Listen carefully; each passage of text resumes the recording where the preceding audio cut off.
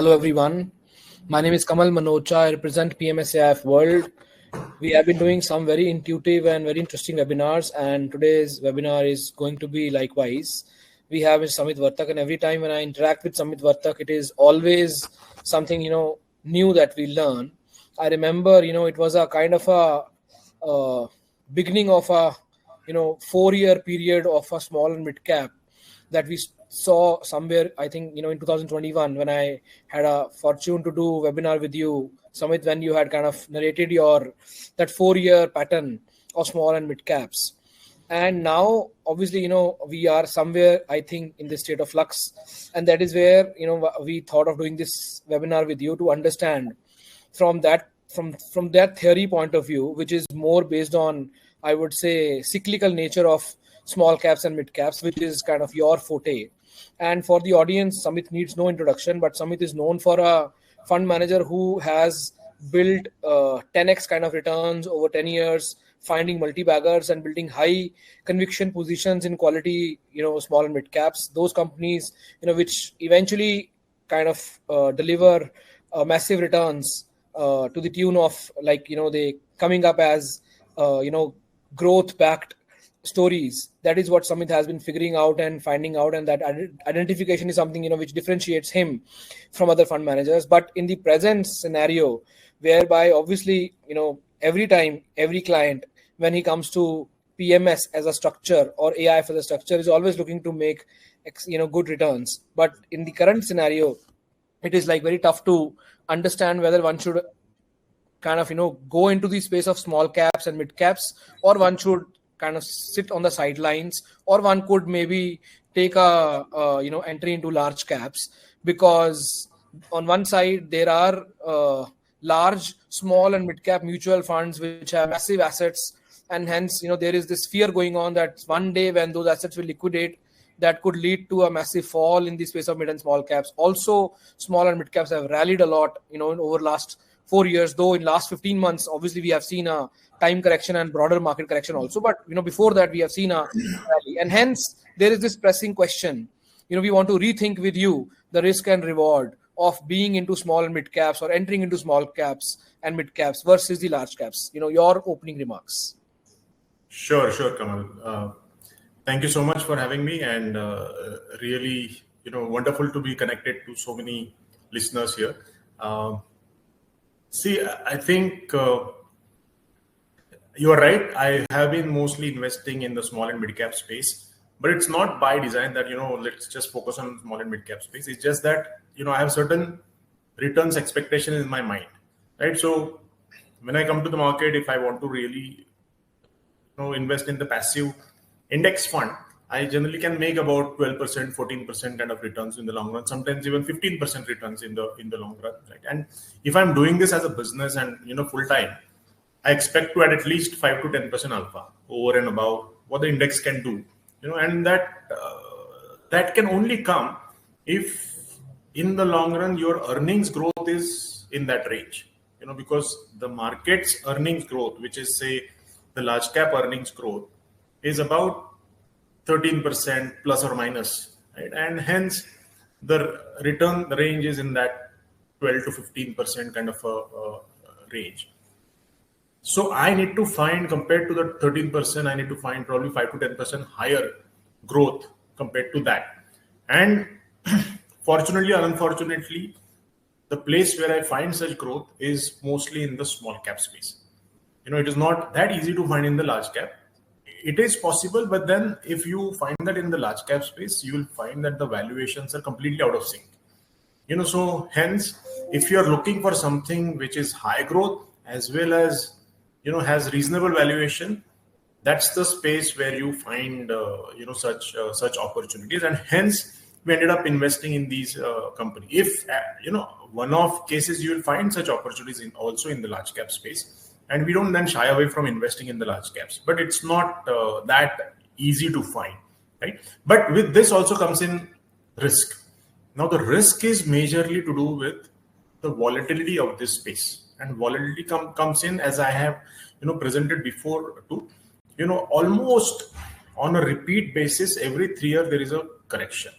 So we had a correction recently, starting from September of 24 to maybe March of 25. Right before that, 3 years back, the correction had started in October of 21 and ended in 2022. Before that, leave out the COVID, but it was in 2018. Before that, small correction, but there was a correction in 2015-16. Before that was 2012, and before that was 2008-9. Right? So it's almost a repetitive cycle where this space goes up because of liquidity flowing in, and then when the valuations peak, then they correct. And the corrections before COVID used to be very sharp.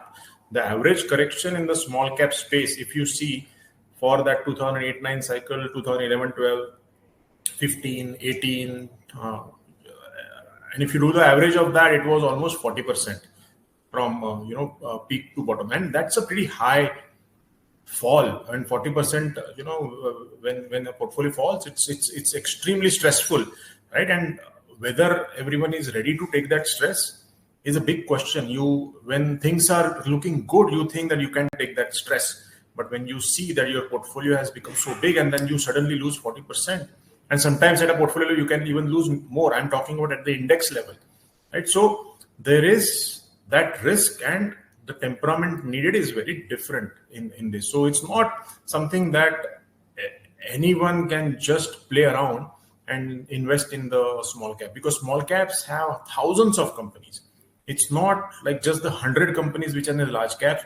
And within that 100, if you build a portfolio of 20 stocks, you can easily figure out which are those good stocks, and you can stay away from really poor quality companies. And that's where, you going completely wrong is very difficult. But from 1,000 company, if you try to build a portfolio of 20 stocks, then you can really go wrong, especially if you run after these crazy stories which go around in the market and you follow the herd. And, it eventually happens that you will get into stocks where everyone is so excited about, the valuations are high. And those are the kind of stocks, when the correction comes, falls, the fall the most. And hence, there is a huge risk of drawdowns in this space. And that comes in because when drawdown starts, today everyone has become a momentum player, right? Even fund managers, a lot of mutual funds have become momentum. There is so much churn.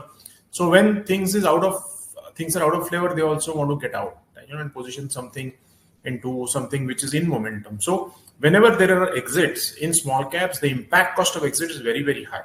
And hence, even if nothing really has changed fundamentally, just because of that momentum, things start going down and you create a falling knife kind of a scenario.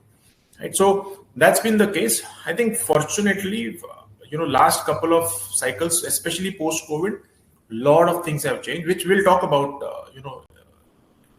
in the subsequent sections. But that's the nature of small cap space. A lot of great companies, high growth companies are available, and you have to ride the ups and downs, because nothing comes free. There is no free lunch. If you're expecting 5 to 10% higher returns than the index, definitely you need to bear some pain.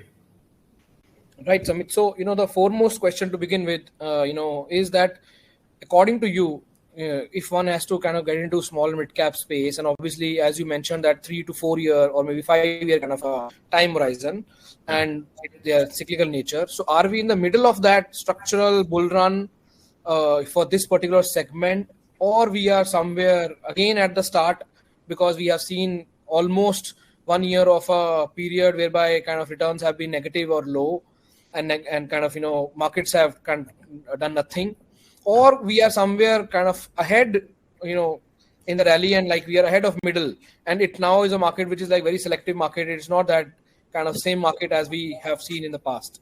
Right. See, I believe in that 3 year kind of a cycle. So because we had a correction from September 24 to March 25, so that 3 year, that's the end of the cycle, right? A big bull cycle, especially in the small cap space.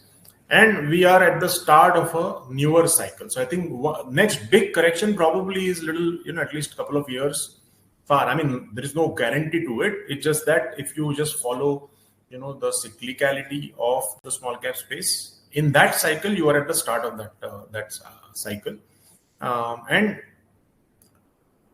valuations were very high. There is no question about it. But in the recent, there has been a huge time correction, and if you see even today from the peak, which happened in September, the median fall of the top 1,000 small cap companies is about 27%. So we are still down 27%, even though a lot of indices are maybe 4-5% to the all-time highs, right? But the pain which the broader market has suffered is not really reflected in the index, and so I don't think generically we are at the end of the cycle or even cross the middle. Right. So, why this question comes out, because there are some prominent fund managers who are still sitting on substantial cash when they're building new client portfolios, or they've done profit booking and kind of are unable to confidently take decision of deploying money, especially in the space of mid and small caps, because, most other fund managers are also kind of, wanting to invest money for higher returns, for alpha.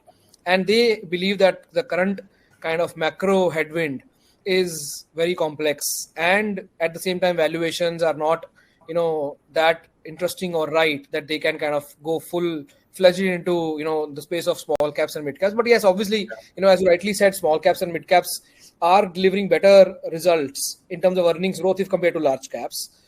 So what is your stance in this context, when investors kind of see such fund managers also who are sitting on cash, and you are saying that yes, we are like at the beginning of a new kind of a bull run in the space of mid and small caps. So how do you kind of react to this particular context? Yeah. See, I think, again, if you just go based on the quantitative parameters, which is just the valuations and sort of the craze that you see around, in terms of, some of the pockets which are trading at crazy valuation, especially on the SME side, you can maybe conclude those kind of things. But I think it's not just about that, right? Because there are 5,000 companies listed in the stock market, right? More than 5,000, out of which, if you leave out the 100 and maybe the 150 of mid caps, there's still almost 4,750 small caps available. And if you conclude your, fear of investing in small cap by looking at the bottom, say 3,000 companies or bottom 4,000 companies, you will get a very different conclusion compared to looking at good quality, larger small cap companies, which are, at least 1,000 crore market cap plus 1,000 crore to maybe, 25-30,000 crore market cap. That's the range of small caps, right? So there, I don't see there is any huge fraud, especially something which is at least 3,000 crore plus, which is not manipulated. There is not such a craziness which occurred, say, in 2017, or maybe, say, even in 2021 when things had really gone up. Because you have to look at also the qualitative factor, what has happened to the small cap, right? The quality of small caps, especially in that the top 1,000 small caps, has improved significantly. One, the best parameter to look at is how much is the leverage on the balance sheet. That leverage has just vanished. If you look at the top 1,000 companies and look at the net debt to equity ratio, more than 60% of the companies are debt-free companies today, which was never the case before, right? And while doing that, they have also improved their return on equity. So ROE of the small cap space used to be 12-13%. Today it's at 16%. Almost 25% jump, 25-30% jump in return on equity, from what used to be their historical sort of levels, right? So that is, and ROE is a metric of the, P&L profits, right? But if you look at the cash flow, operating cash flows have improved even further, better than the P&L profits. So if you look at the operating cash flow, used to be well below the net profits of, the companies on an average before. Today it's at 115%, which is way higher. So companies are collecting cash. So the quality of earnings is way better. So excellent or the best ever balance sheet for the small cap space, best ever operating cash flow collection, and return on equity, which again is at the highest level that we have seen. Hence, you can't compare today's small cap universe in this range to the pre-COVID kind of small cap range, because I think the risk has significantly gone down as the leverage. Because when you have leverage, you are forced to sell at any price because you still have to, maintain your payments and all of that. Today, that's not a pressure that a lot of small caps have. So in that context, yes, small caps are trading at least 20% higher valuation compared to the historical average. But then you have to also factor in that because of the improvement in ROE, improvement in operating cash flow, and improvement in quality of balance sheet, would you give some premium to the historical average? I would say yes, 10-15% of that, you probably should give premium to it. And yes, maybe 5-10% they are still overvalued. But then you also have to see, is earnings growth then compensating for that higher valuation compared to the large caps, right? When you look at the last 5 years, which again I'm talking about post-COVID period, the earnings growth of small cap has been almost 20 to 23%. And the earnings growth of the large cap during that time has been 14%. So there has been 8 to 9% alpha that this universe has created in terms of just the P&L profits. If you look at the alpha for operating cash flow, it is even higher than that, right? And going forward, when I look at the Bloomberg estimates, the earnings growth of the large cap space for the next 2 to 3 years is barely 10-11%. So, and compared to that, there is definitely 20% plus growth based on today's estimates after all these downgrades, which is still predicted and which, I think should be practically possible. So when you have almost 10% incremental profit growth in this space, in the next 3 to 4 years, it can easily take care of that 15-20% incremental or, premium valuations that you're paying.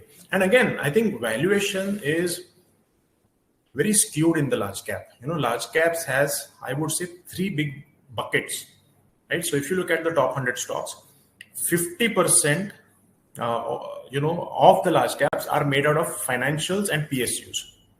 Now, financials are mostly banks. I'm not even talking about NBFCs, but if you take private banks and all the PSU companies, that make up for 50% of the profits of the large cap space. And that basket trades at on an average valuation of 12-13 times, which is very low, because banks always trade at low P multiple, because you generally look at the price to book for banks, and PSUs generally trade at much lower multiples. So PSUs on an average in the large cap are trading at single digit multiples, right?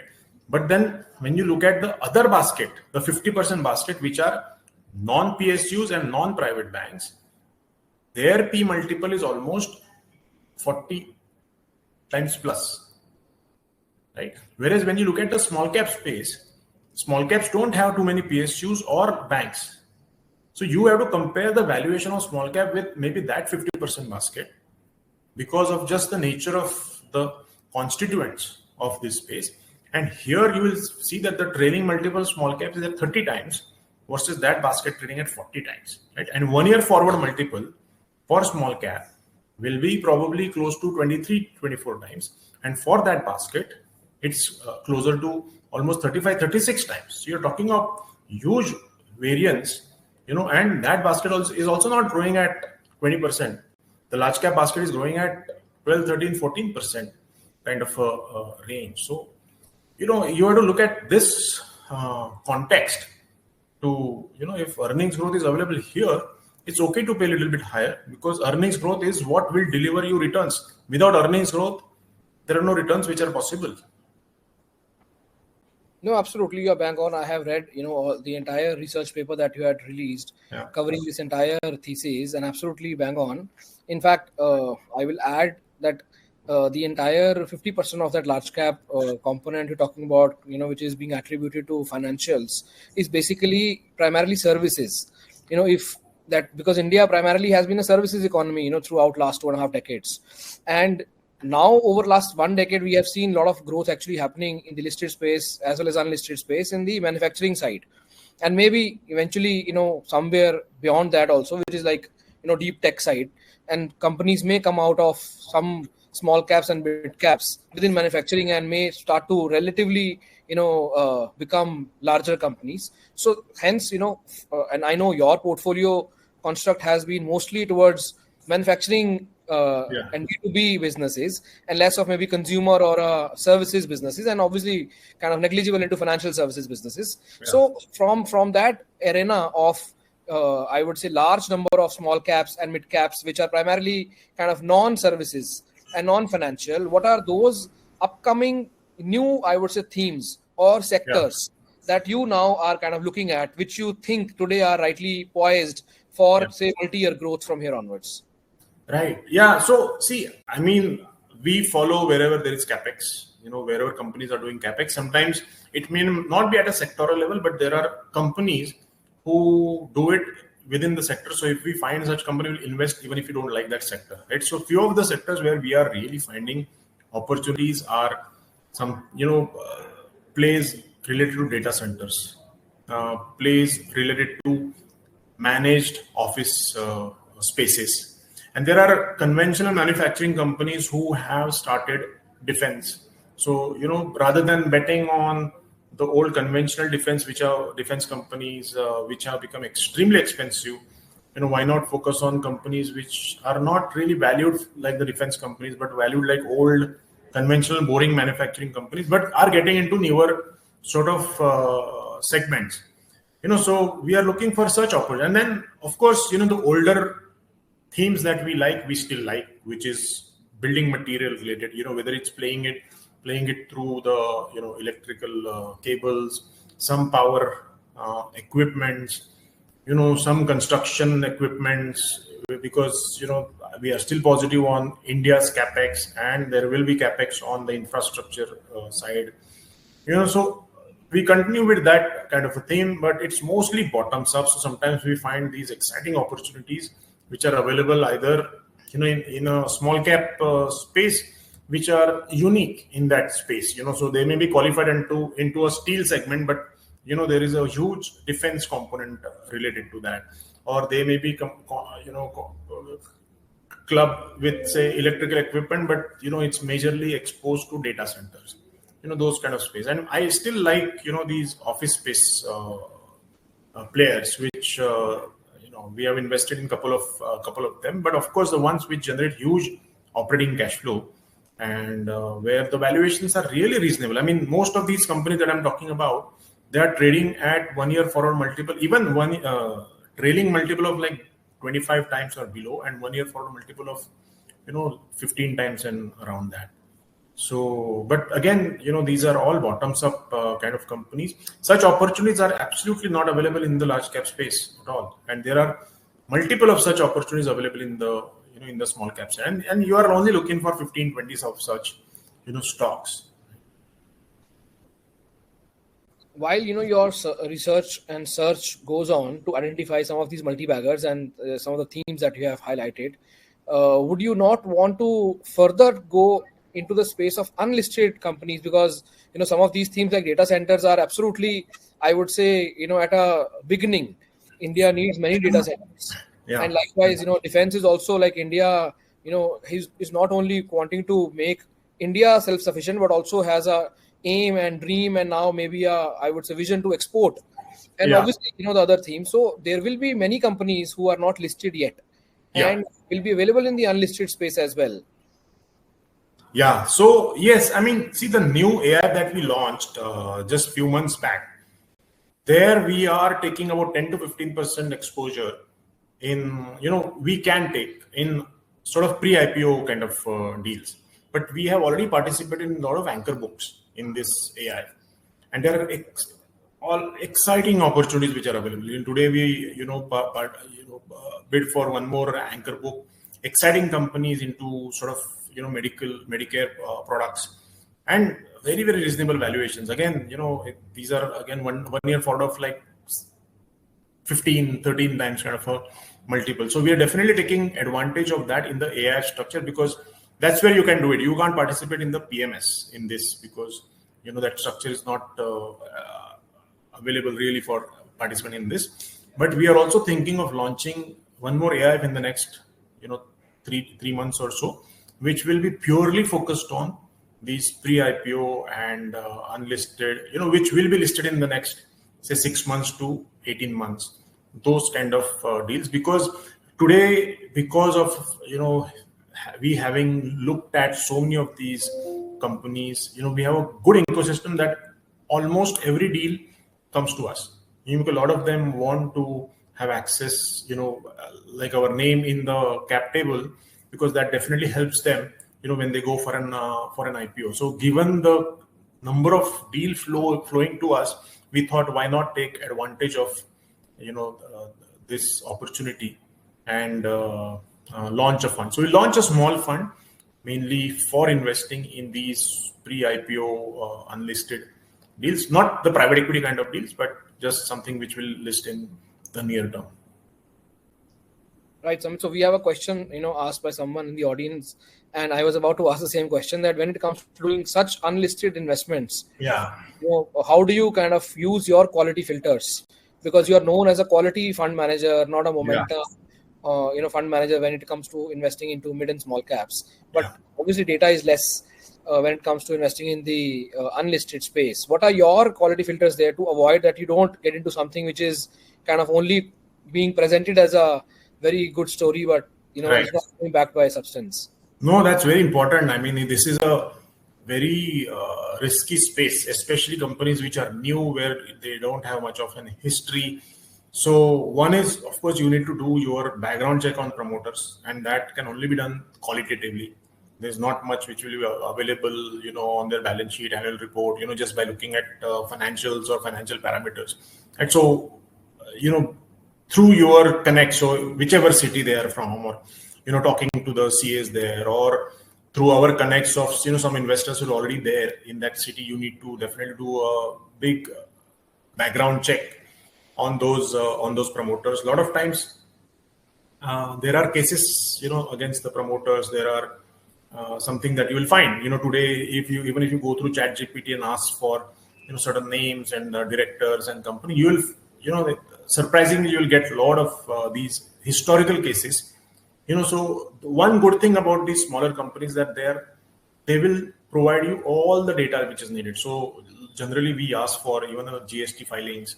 We'll ask for the actual case papers if there is some certain case, the court filings, as well as all the details of the cases. What are the results? So when we also do the the plant visits, and we of course go through the financials, the balance sheet, the annual reports. We also go through the MCA websites to see if there are multiple companies, if there are group companies, what kind of businesses do they do. So you need to go through a lot of these things, because there are hundreds of such deals which are available for us. It's our job to pick 2 or 3 of them. So we have to be extremely selective, and wherever they meet all the criteria of our qualitative checks, quantitative checks, as well as valuations, and we are comfortable with the promoter, those are the places where we go ahead. Of course, even after doing all of this, you can still go wrong, but you have to reduce your chances of failure. But you can't just, hear the story and just, go and invest in that company. There is a lot of work that has to be done, on the background. And there is a lot of information which is available, even by doing desktop research, even by using some AI tools and going through e-court filings and, going through Kanun kind of websites. And then it's your job to question, ask for all the details, and getting satisfied before you take a decision to invest in such companies. And when it comes to investing in, the space of small caps or maybe unlisted space also, is your criteria definitive in terms of, profitable companies only, or you also kind of, take a chance of taking a revenue seeing a revenue, operating revenue, and then kind of, a company is going through a tough phase and you see a turnaround happening? And then obviously, in that kind of phase, you are early investor and you tend to have a possibility of getting a very high return, or you avoid such, Right. opportunities or kind of Right. such ideas. Yeah, we generally avoid exception. I mean, I don't remember we having investing into a company which is lost. We generally look for highly profitable companies already. I mean, exception has been, the office space place, because there is an accounting thing there, right? You have to look at the operating cash flow. What happens is that in an operating in a managed spaces business, the lease liability gets classified, and amortized or capitalized on your balance sheet. It looks as a debt, so it gets capitalized in your balance sheet, and then it gets sort of amortized in your P&L. So there is a big line item which is mostly an accounting entry. It's not the actual cash flow which is going, because of which a lot of times you'll have a low P&L profits in such companies.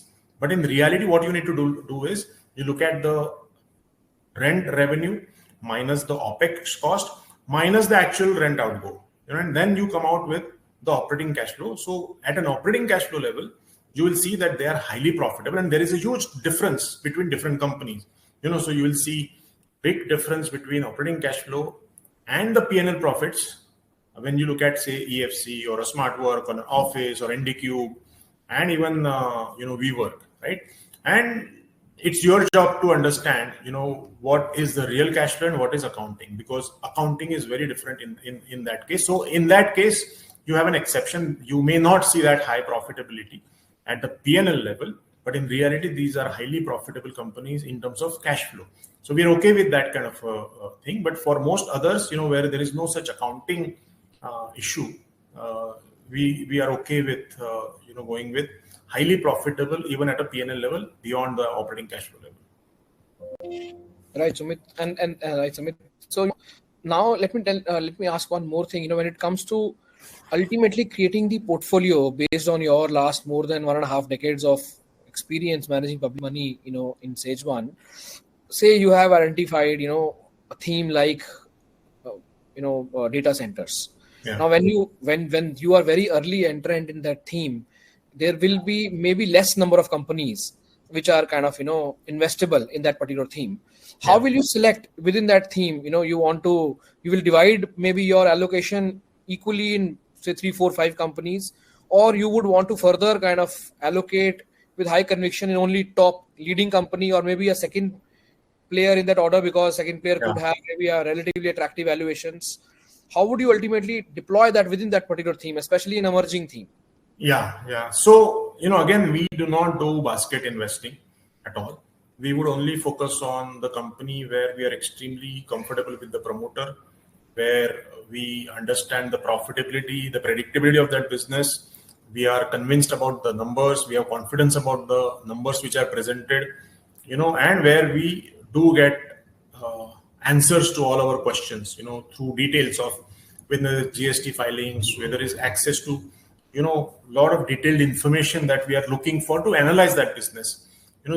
Only then we will go ahead. There could be a good company where it's so opaque that we would not then go ahead. But otherwise we would only focus on the company which we think is the best in that industry, where their growth will be significantly better than the industry growth, and they are positioned to take away market share. They need not be the biggest company in the industry. They could be second or third player, but according to us, they have the best business model. They are the most efficient, and where we find them pretty good value. So we bet on that company. Sure. So coming back onto our, topic, that we have been discussing, rethinking the space of small caps and mid caps in 2025 versus the space of large caps. There has been this narrative, going on since the start of 2025, that, this is the year for quality large caps or financials, private financials, which have actually underperformed in last, 3-4 years. And hence, be it mutual fund investors or PMS AIF investors, they have always been inquiring us at PMS AIF World. We are a leading platform in the space of alternatives. Whenever we kind of suggest or a kind of solicit a product to any client, client validate wants our validation that are we sure when we are kind of highlighting a small and mid cap kind of a product. Obviously we present that product with a 3 to 5 year and longer horizon. Yeah. But because there is this narrative which has been spread in the market that there has been a massive rally in the space of small caps and mid caps. Now this is like investing in the space of small caps is like playing with fire. You have absolutely aptly kind of mentioned your stance, so I'm not wanting you to repeat it. Sure. But I want you to kind of give a context here that if investors are sitting on the kind of sideline and wanting to enter into the small cap, you think this is the right time to increase their allocation to small caps and mid caps, or start building their portfolio in small and mid cap kind of portfolios? See, I have always been biased towards that. So, you have to take my view with a pinch of salt because that's where I have made money. And I really, even today, I don't find any opportunities, anything great. If you're looking for, doubling your portfolio in 3 years in the large cap space.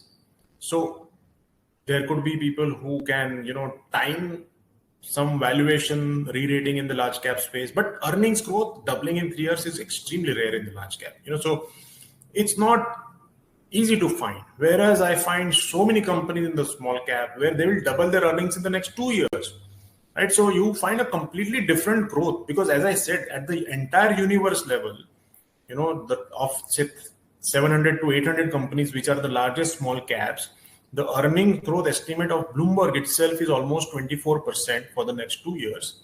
You can imagine, if you are looking at a bell curve, what would be the growth rate for the outliers, right? So when the universe itself delivers you 24%, if you are a reasonably good stock picker, and again, risk is extremely high, so one needs to be very, very careful, right? So hence, I would say, don't go at like really, really small companies which can be easily operated, because there is a lot of SME space where these are very controlled companies. The prices are controlled, and you will never know whether it's the right price or not.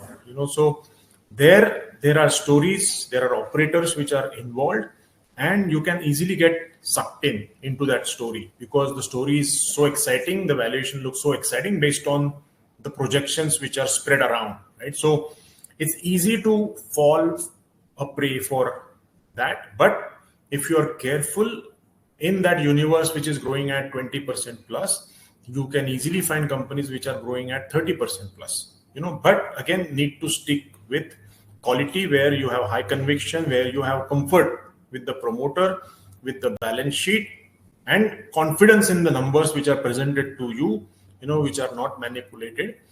There are tremendous number of opportunities which are available. Only if you're, I can't find 50, 60 such opportunities, but I can surely find 15, 20 of such opportunities. If you're looking for only limited number of, because you can't do due diligence on, 50, 60 companies and track these 50, 60 companies with all the risks which can emerge and then take a call to exit or enter. Because these are not stocks that you can hold for 10 years. Most of the time in 3-4 years, things play out. The earnings growth, the high earnings growth phase generally is over, and valuations also reach levels probably which are not that comfortable. But this is a space where you will find these 30% plus kind of a growth opportunities, and I don't see any other space where you can find. And hence I stick to this space. One has to be careful, conservative on valuations, and then be extremely choosy. When you invest in such companies, you can't just do a spray and then invest in many such companies. That's not how it works. No, absolutely. I would say agree with you, because I have also, I can tell you my own experience. I've made great returns in the space of mid and small caps, and we always try to approach investing conceptually. The meaning of investing itself is to delve into something which is less known, less discovered, which is evolving, whereby you have some inside information based on your common sense or your data analysis or your insights or your experience, and ultimately becomes your conviction. And then hence, obviously you are investing in that with that context, which obviously is relatively less in case of large cap, because they're obviously overexposed and everything is more or less known to the market. Now, within the space of your forte, which is small caps and mid caps, you have been managing two schemes, SSP and SCP. Time and again we get this question, and I think this is a good forum to ask this question from you, because we would have some clients who are invested in both of these. And they want to ask you this thing that over last, I would say, rally of say 5 years, SSP, which is actually small cap fund, which should ideally maybe deliver higher return, has relatively underperformed SCP. Right. Many investors actually invested in SSP thinking that they are more risk takers and they want to make higher returns there, and they kind of did not go with SCP. But SCP investors have actually got higher returns. So what has been your insight and learning, or maybe your analysis, that why is it that SSP has relatively underperformed your SCP kind of a portfolio? Sure. No, that's a fair question, I think. So SSP, I would say, if you look at since 2019 when it was launched, since then it has outperformed the small cap index by at least 8-9% per year, right? So, and from, say, if you look at 2019, 20, 21, and 22, it was the fastest, sort of the top number one PMS, in terms of returns, right? And then 23 and 24 is where that portfolio underperformed for sure. This year again, we have significantly outperformed the small cap index, which now I think this year it's up 15%, whereas small cap index probably low single digit or something. I think there are a couple of reasons. Of course, these reasons are useless for someone who has not made the returns, but a couple of reasons. I think a lot of companies in which we have invested, these are the companies which went through huge capex, have gone through huge capex. So if you look at the cross block growth of the SSP portfolio, the last 3 years growth has been almost 300%. Okay, so they have gone through pretty big capex, and whenever one goes through such big capex, sometimes the top line grows, but until that capex commercializes, there is an added expense which comes in without the production happening, right? So during that phase, you'll see huge contraction in earnings, and that's what has happened in the small cap portfolio. Lot of these companies will be commercializing or have already commercialized in the last 6 months or in the next couple of quarters. Then you will see a huge hockey stick kind of a earnings growth for these companies. And we have been in an environment where if you really didn't have earnings growth, then they will suffer. So earnings growth has been relatively low. I mean, it has been positive, it has been better, but still not good enough, and which I think every company goes through. You'll have a phase. I mean, a lot of times, sometimes what happens is that companies go through huge capex and they don't have earnings growth, but still stock market rewards them. I mean, the question which has been asked also previously is that why did you invest in advance? Why not wait for that earnings growth to start? But that's not how things work. If you are confident about the business, I'm taking a 3 to 4 year view, and during that 3 to 4 year, I am very confident that it will do way better than the small cap index, right? And we have seen that whenever there are tough times, our portfolio does way better than when everything is booming. When you look at the last 3 to 4 years, if you look at the small cap index, the NSE small cap index, the returns have been almost say 30% per year. And if you again do two buckets, one is PSU and Adani stocks out of that, which were a pretty significant portion, almost 35%, and then the remainder of the stocks, non-PSUs and non-Adani stock, the PSU and Adani stocks delivered almost 50% CAGR, and then the rest delivered almost below 25% kind of a CAGR. So there was a huge gap. Now we, for whatever reason, I mean, we didn't like any of the Adani stocks, neither did we like any of the PSU stocks. So we had very little exposure to such stocks. There could be mutual funds which have 100 stocks or even higher, will allocate in everything.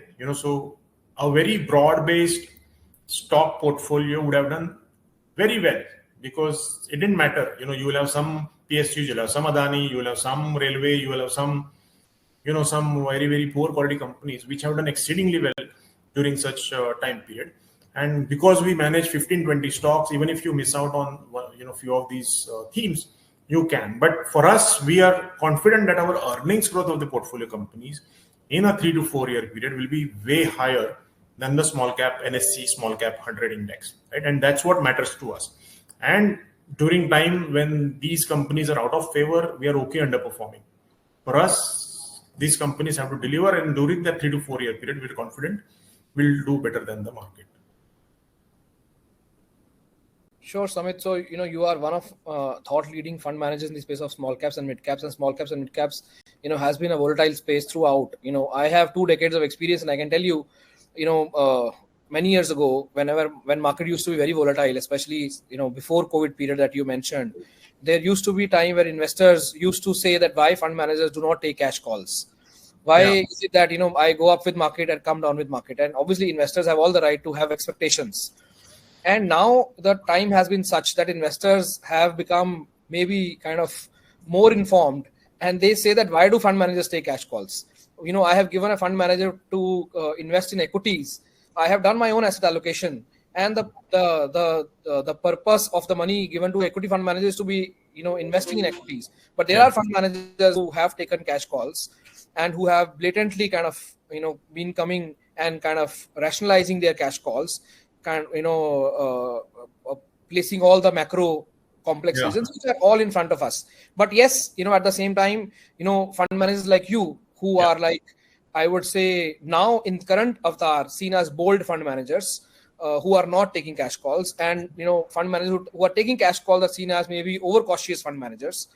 And because in the current context the scenario is like there is rising liquidity, rising interest towards equities, and obviously India as a economy has maybe just begun, and there are many more sectors which are kind of unwinding, from services to maybe manufacturing, and then manufacturing is very deep. So obviously you quote this conveying that there are more than 5,000 companies. So obviously it is all question of doing more hard work and finding out those gems. Now again, I come back to the same question, but in a different way, that when these fund managers, they take cash calls and you don't take cash calls, how do you see this? Because you also kind of when have to allocate your money as an investor, you in the current scenario, do you think taking a cash call at a fund manager level, especially when it comes to investing a small cap kind of a portfolio, something that should be done or it should not be done? And how do you see this? What's your, because I'm sure you come across this thought whenever market peaked last year, like October, November, you would have definitely come across this thought. And then what is it that makes you kind of not take a cash call, or how do you kind of react to this kind of a thought? Right. No, I think, see, for us, again, as you said rightly, one is, I think cash call is something that needs to be done at an asset allocation level, right? It's not to be done at a small cap allocation level. Invested at its own, most of the investors who come to us, they already have taken the cash call. They have allocated maybe small portion of their money to small cap, like, maybe 15% or 20% of the entire of their capital they allocated to small caps, much higher to large caps, and then some fixed income, some gold, all of that. So cash allocation is at that level. We are completely bottoms up. We do not take macro calls. Neither at a stock selection level, nor at a cash level. Bottoms up. If we are not able to find opportunities, we are not just going to force ourselves to invest in stocks. If we are not, like in 2017-18, we were sitting on larger amount of cash, almost 25% at that time, mainly because we were just not able to find opportunities where, which met our growth parameters as well as where the valuations were reasonably good for us. So if that is the case, we are okay, because we are not just going to invest blindly into anything because we are forced, because that's our job to invest, But we are not going to do that based on the macro factors where, we feel that small cap valuations have become this and there is such craziness happening, where there is a lot of manipulation, there are operators, all of those are places, those are things where you need to take care of those. You need to stay away from those pockets. And there are, today I would say that if I'm even looking at the AIFs, there are more opportunities than the cash which is available to me. So if I had more cash, I will invest in much more. So the opportunities which are coming through are exciting. And again, for the first time in history of India, Indian small, good quality entrepreneurs have access to such cheap capital. Because if you see the number of IPOs which have happened, of course, some of them would be crooks, but many of them are genuine promoters who are here for the right reasons. And for the first time, rather than going to the debt market, they are able to raise funds from the equity market, and they can use that risk capital that they have to create great businesses. And there are great businesses which are coming up. And these are not really flyby kind of promoters. These are really high quality promoters, understand the financials, understand the business. They are stingy with their equity, and such opportunities are available in plenty. It's your job to figure out which to bet on. So if I'm finding such opportunities, I'm not going to take a macro call and say I'm not going to invest in these opportunities that I see in front of me, right? Just because my macro frame doesn't allow me to invest in anything. If I find exciting opportunity, it doesn't matter what the macro is, I will still invest. No, I agree with you. Though, we all know that whenever a big correction happens, the reason is mostly macros. Though obviously every, such big correction, which we may call as black swan event, is kind of short-lived, because macro reasons are like more of, I would say, temporary and are kind of taken care. But that kind of gives an entry point, for entering into small caps for maybe, a higher return, that maybe some of those other fund managers who are like cautious right now are looking for. And I, wish good luck to you as well as to them. But at the same time, I do not know who will win. But maybe 2025 will be a decisive year, though it looks very unlikely that correction of that magnitude, as we have seen before COVID era, as you rightly mentioned, this phase of mid caps and small caps will happen.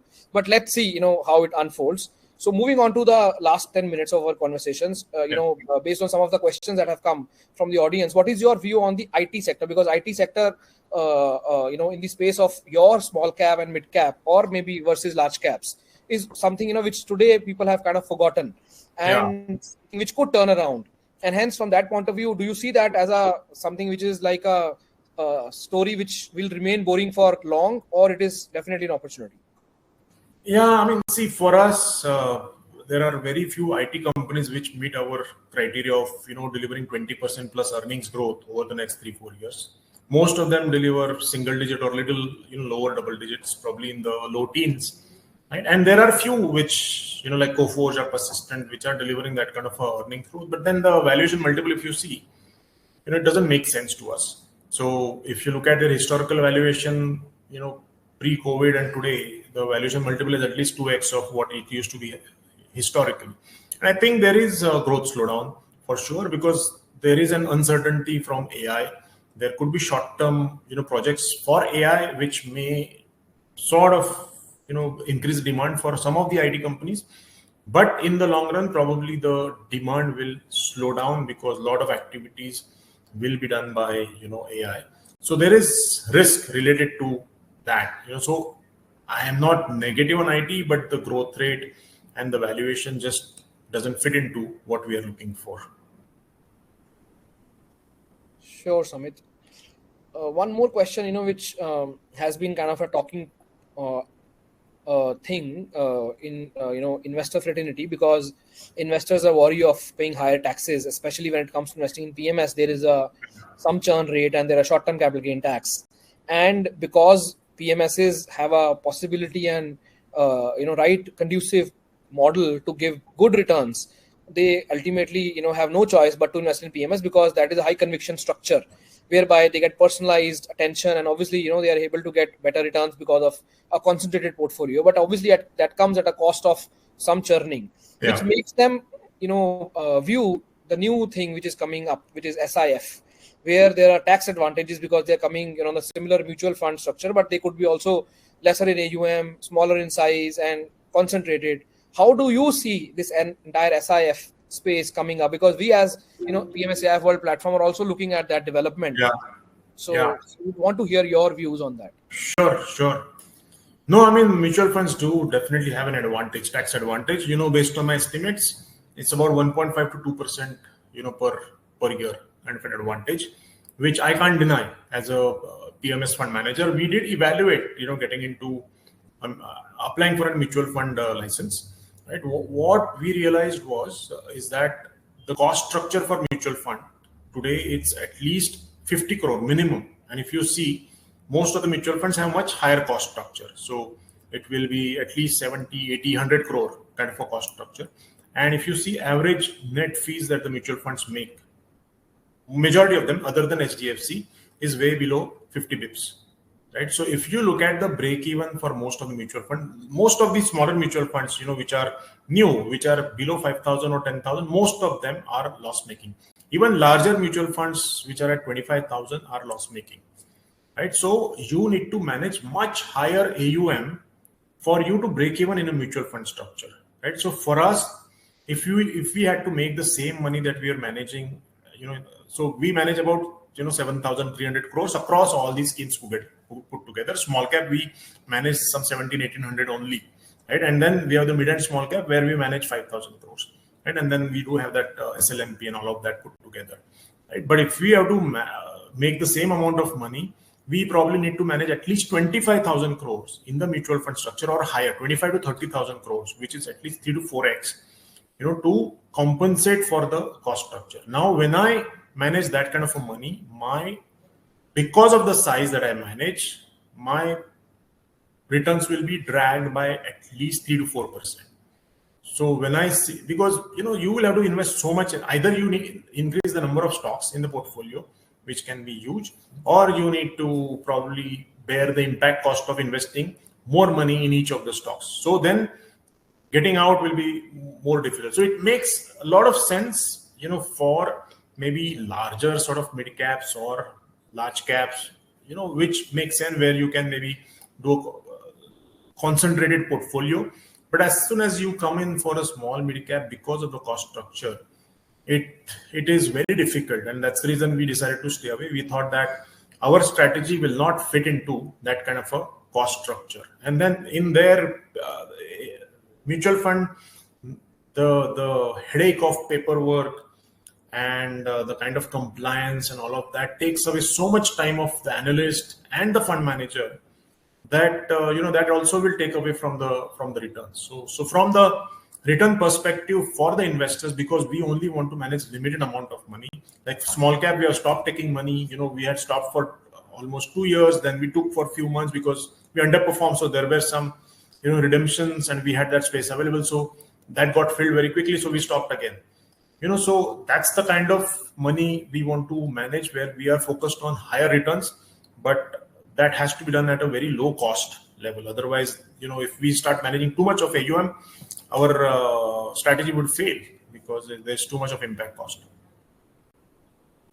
Sure, Samit. So moving on to last question, while we have more or less kind of, concluded that while obviously, we are rethinking the risk versus reward of investing in small caps, but when it comes to investing for wealth creation and with the horizon of say 3, 5, 7, 10 years, ultimately we know price is slave to earnings, and earnings growth is kind of far more in the space of small caps and mid caps, and finding such opportunities requires a very deep dive and definitely hard work, and that is what requires a focus also. For a limited AUM is what in a PMS and AIF structure, both in the listed and unlisted space, is what you're doing. Now, there is another frenzy which is going on, and this is the risk aspect of investing in small caps, which I want you to kind of highlight. You mentioned it, a bit on the SME side, because what happens, there is no end to fear and there's no end to greed, right? And today, when it comes to many such new investors who have kind of seen past returns, they are getting attracted to many new AIFs which are wanting to build portfolio, throwing the story of SME index having given 60% plus returns over last 10 years. And then that historical data kind of obviously pulls a lot of honest investors. And how do you want to caution and give your perspective, or if you see that is really a nice opportunity, how do you see that entire kind of space fundamentally? Because It is like true that yes, over last 10 years, SME Yeah. index has done really well. Should investors kind of be kind of cautious of it, ignore it, or kind of see it more intelligently and there is an opportunity in it? Yeah, I mean, there is opportunity, but one has to be extremely cautious investing in that, because a lot of these companies in, on the SME side are manipulated and operated, because barely, many a times you will only probably dilute by fundraising 20 crores or 25 crores, and that is, a lot of it is cornered by one or two investors. And then, it's manipulated also, where they keep on taking the prices up. And then there are investors, even good fund managers, who have invested in these companies and they had great run, but then they just couldn't get out. So that's the story in SME. If you have 100 SME companies which come out, I would say less than 10 are good enough. And then identifying those 10 and investing in, one or two it's a very difficult job. There is very little for a retail investor. There is very little, information which is available. Those companies are not going to give you access to, a lot of details that you are looking for, right? For some fund managers, yes, if you question, if you ask for a lot of data, they will provide you, because without that you will not invest. But you also need to make sure that the AIF is going in and investing in these companies with the right reason. There are a lot of side fees which are available to a lot of fund managers in this space, where these fund managers ask for significant fees, and one needs to be very, very careful related to that. So it's you can find great opportunities, but I think it's better to stay away from such opportunities, because if you invest in 10 and some of those, majority of them may not be that great, you probably will just see good run, but will get stuck or will not be able to get out. It's not worth to take that risk reward at this stage. Maybe at the start would have been, right now everything is sort of expensive, nothing is great value, and better to stay away from such a space. Thank you, Samit. And thank you, everyone. We at PMS AIF World, when we had started this platform, had taken this oath that we would want to kind of change dirty investing into happy investing. And the space of wealth management, let me tell you, is not fair. It is unfair, and it requires a deep dive. It requires a data analysis. It requires an insight. It requires an experience, and that is what we do. And this, rhythm of doing webinars with thought leaders like Samit, was started way back in 2019, and it has helped us build around 2,000 crores of assets. And we have kind of only solicited those products, which today we can say, in the hindsight, have been kind of best performers and alpha focused funds. And we want to continue doing that. And that requires a very sincere hard work. Like fund managers like Samit Vartak do a lot of good, sincere hard work in identifying companies. We also do very sincere hard work in identifying fund managers like SageOne and Samit Vartak. And thank you so much, Samit. You have seen our journey, and you have seen, how we have been working. And thank you so much for your, I would say, time for this webinar. We'll stay connected. And thank you, everyone, for joining today. Thank you. Really enjoyed the talk. Thank you so much, Kamal, and really appreciate everyone, attending the session.